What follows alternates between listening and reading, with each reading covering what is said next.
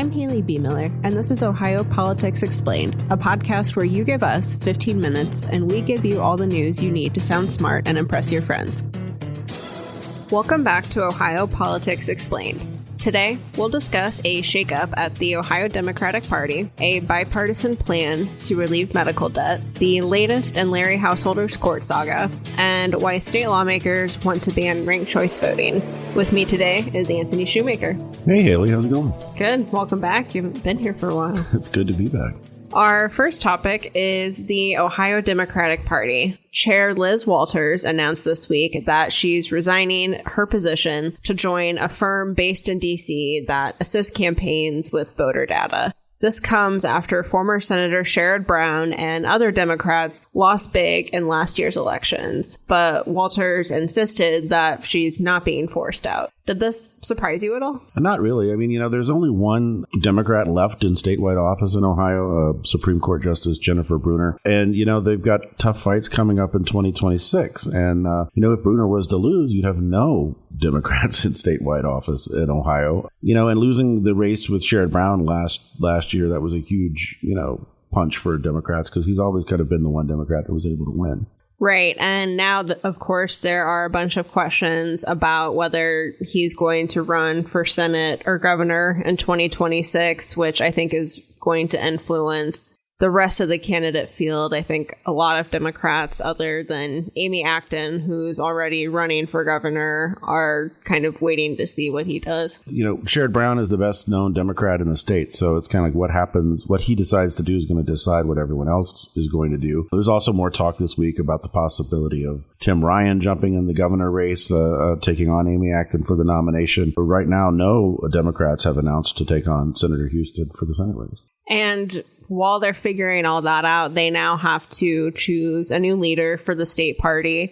They're going to do that next month, and we're already seeing some names out there. State Senator Bill DeMora, who's been really active in state Democratic politics, is planning to seek that position. Kathleen Clyde, a former state rep who ran for Secretary of State in 2018 and lost, she's also considering it. And notably, Clyde has the backing of Sherrod Brown. He announced that she is the one that he would like to see in the position. Yeah, and Democrats haven't won the governor race in 20 years. It'll be 20 years next year since Strickland won. And that was also the year that Sherrod Brown went into the Senate, defeating Mike DeWine back then. So it's going to be interesting to see what way the Democratic Party goes as far as generational shift with them. Yeah, and it is not an easy time to be a Democrat in Ohio, but I think there are some questions about whether they'll be able to gain any momentum next year if there's a lot of backlash to Trump, for instance. But Ohio is also a very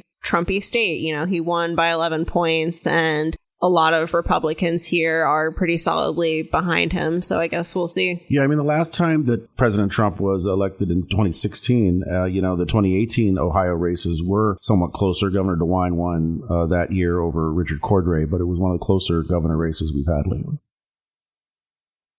Let's change gears and talk about medical debt, something too many Ohioans have to deal with. A bipartisan bill introduced this week attempts to ease the burden of unpaid medical bills.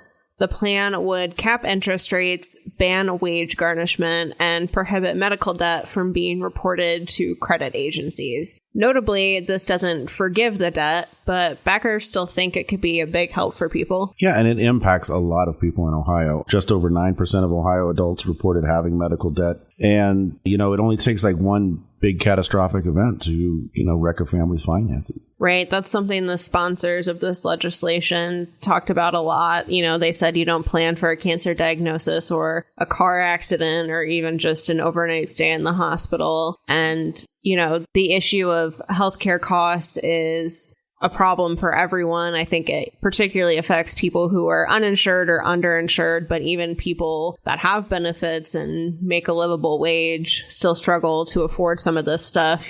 During this news conference, we heard from a mom in the Columbus area who said that she's still paying off medical bills from her son's cancer diagnosis 15 years after he was first diagnosed. Yeah, and some Ohio cities like Columbus and Cleveland have implemented programs to try to forgive medical debt for residents. So cities are trying to do some things. This bill has bipartisan support, so it will be interesting to see what happens with it going forward. Our next topic is ranked choice voting. Advocates in some cities are debating whether to put this in place for local elections. For those who aren't familiar, ranked choice voting allows voters to rank their preferences, and the votes kind of get shuffled around if their top candidate doesn't win. This can play out over a few rounds until one candidate gets a majority. But this idea is quite unpopular with both Republicans and Democrats in the State House. Yeah, I mean, people say that it is confusing. I mean, I guess you could kind of compare it a little bit to kind of like the Iowa caucus or something, where it's kind of like you pick a candidate, and then if your candidate doesn't get the majority, you can go back, pick another candidate, and it can go on for rounds and rounds. Some states do this. Alaska does it. And some cities in Ohio were the first to do it years ago, which I thought was interesting in the story you wrote this week. Ashtabula was listed as the first city, and some cities like Cincinnati are trying to bring it back. Yeah, but a wrinkle in that plan is this legislation, it would ban ranked choice voting for elections in Ohio generally. It does not explicitly ban ranked choice voting for local elections, but it does threaten to take away state funding for any cities that implement that system, basically a way to deter them from putting that in place. And backers of ranked choice are really frustrated by this. They think that cities should be able to choose how they want to elect their local officials. And they also think that this bill violates home rule, which is the sort of constitutional right that cities in Ohio have to govern themselves, to a point. Yeah, and it is something that it seems both Republicans and Democrats are not supportive of because, it tends to kind of favor those candidates that are more in the middle and less polarized. So that's kind of the goal of it, to not necessarily get the candidates that are on the fringes, but maybe more candidates that people can agree on across both sides. Yeah, I talked to an attorney in Alaska who was one of the architects of their law, and he said that the legislature now has more independence. He told me about a member of Congress who was considered pretty extreme, who was ousted out of office once ranked choice was put into place. So it was kind of interesting to see how it's gone in other states.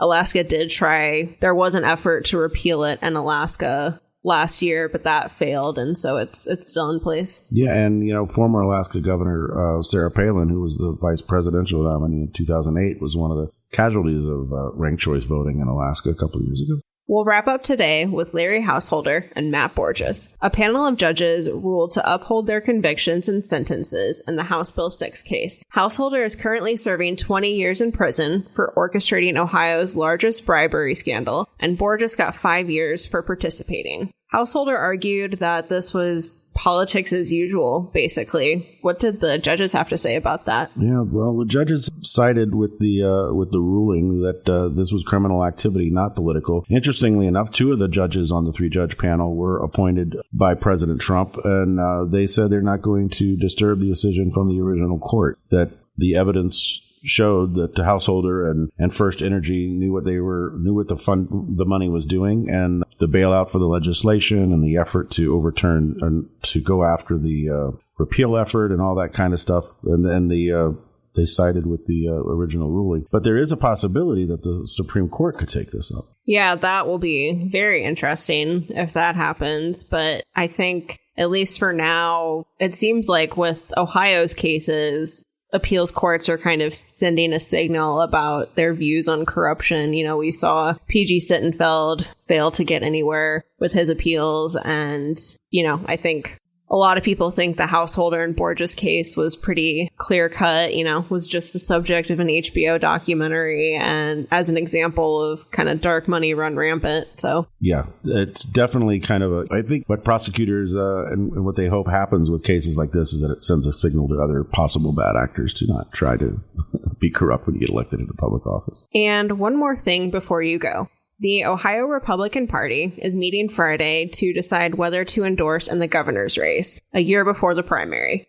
Vivek Ramaswamy is lining up a ton of support, but his opponent, Attorney General Dave Yost, wants the party to hold off on an endorsement. As of recording, we don't know what will happen, but it should be a spicy meeting. Yeah, it should be. It's very early for the 2026 election.